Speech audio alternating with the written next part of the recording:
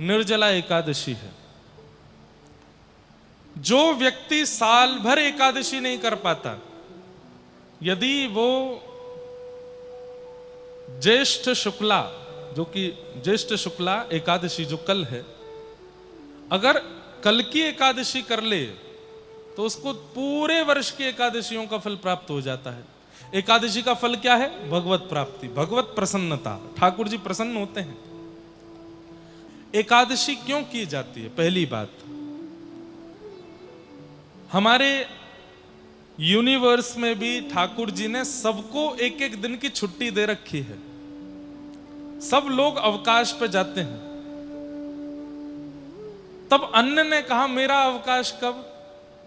तब ठाकुर जी ने एकादशी का दिन अन्न को अवकाश के लिए दिया है। एकादशी के दिन अन्न का अवकाश होता है।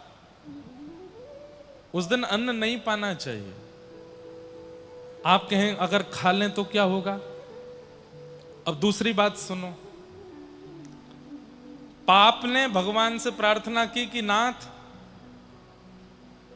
मैं सहजता में तो किसी को प्राप्त होऊंगा नहीं, कोई गलत करेगा तो ही मैं उसको लगूंगा, और इस कारण से मेरा प्रचलन तो बहुत सूक्ष्म हो जाएगा।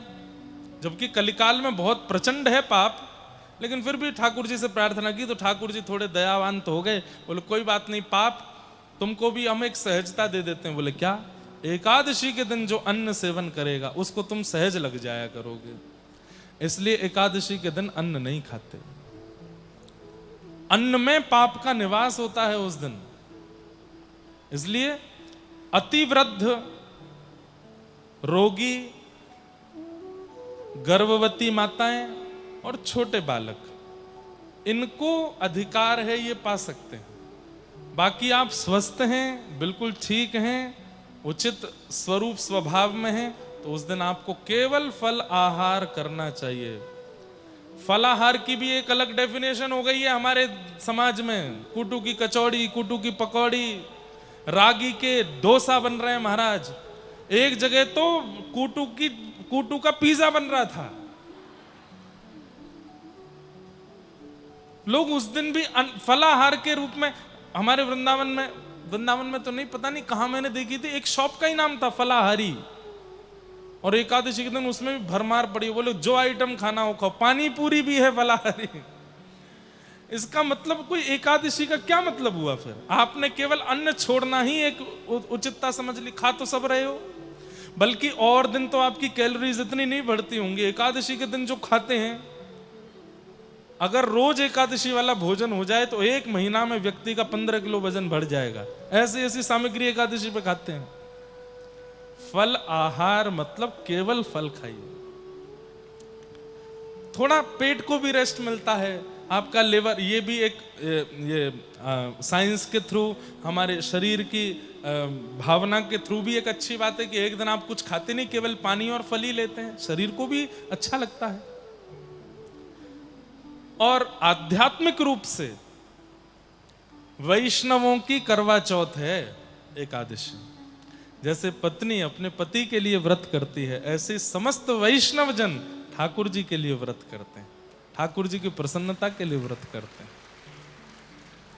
एकादशी पर व्रत करना चाहिए। लेकिन यदि येन केन प्रकारेण आप साल भर एकादशी नहीं कर पाए हैं या नहीं कर पाते हैं, तो कल जो एकादशी है, निर्जला एकादशी, इसको तो निश्चित करना चाहिए। हम तो पहली बार एकादशी तो करते हैं, पर पहली बार कल बिना जल की भी एकादशी करने की सोच तो रहे हैं। वैसे नीलाचल धाम में अलाउ नहीं है एकादशी। अच्छा, इसके पीछे भी कारण है। श्री जगन्नाथपुरी में एकादशी क्यों नहीं करते? उसके पीछे बहुत बड़ा एक कारण यह है कि एकादशी पर अन्न सेवन करने के लिए मना किया है, लेकिन महाप्रभु जगन्नाथ की रसोई घर में कोई और नहीं, स्वयं महालक्ष्मी विराजमान है, और उनके सामने जैसे ही अन्न आता है और उस अन्न का स्पर्श महालक्ष्मी कर देती हैं, तो वो महाप्रसाद बन जाता है, और उस महाप्रसाद में अन्न का दोष नहीं रहता। तो अन्न से जो दोष एकादशी के दिन लगता है वो जगन्नाथ महाप्रभु का महाप्रसाद पाने से वो दोष नहीं लगता। क्यों? स्वयं लक्ष्मी सिद्ध कर रही है उसको।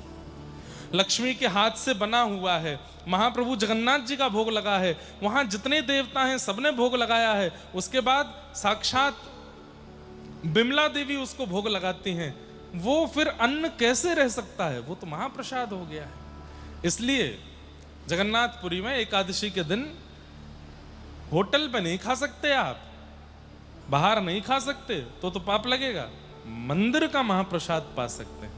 और स्कंद पुराण तो कहती है आकंठ पर्यंत, मतलब रोज यहां तक खाते हो तो एकादशी के दिन यहां तक खाना चाहिए। क्यों? जगन्नाथ महाप्रभु का वह प्रसाद पाने से एकादशी के दिन और मंगल होता है और आनंद होता है। आप जब महाप्रसाद लेते हैं ना, पहले उसको प्रणाम किया कीजिए, और हो सके तो उतने कण गिनिए। सोचो इतने गोविंद हैं और वे सब गोविंद हमारे भीतर जा रहे हैं, भीतर जाकर के व्यवस्थित हो जाएंगे। इसलिए जगन्नाथपुरी में एकादशी के दिन महाप्रसाद पाना चाहिए, वहां पर व्रत का विधान नहीं है। लेकिन आप प्रसाद पा रहे हो तो भी आप व्रत में ही हो, तो भी आपका व्रत चल ही रहा है। तो कल निर्जला एकादशी है। निर्जला एकादशी का नियम तो है कि आपको जल भी सेवन नहीं करना चाहिए। और कितनी देर नहीं करना चाहिए? वैसे तो एकादशी का नियम है कि 10वीं के दोपहर के भोजन के बाद से ही अन्न छोड़ देना चाहिए, और एकादशी को पूरे दिन फिर आहार सेवन नहीं करना चाहिए, और द्वादशी को पारणा का समय देख करके उचित आचार्य गुरुओं से पूछ के तब अन्न सेवन, ठाकुर जी का प्रसाद सेवन करना चाहिए। तो कल निर्जला एकादशी है। गर्मी तो बहुत ज्यादा है और निर्जला एकादशी गर्मियों में ही आती है। तो आप अगर हो सके तो फलाहार करिएगा, हो सके तो केवल जल पर रह करके कल रहिएगा, और यदि हो सके तो बेहोश मत हो जाना। बिना जल के करो तो कल का जो दिन है वो बहुत उचित है।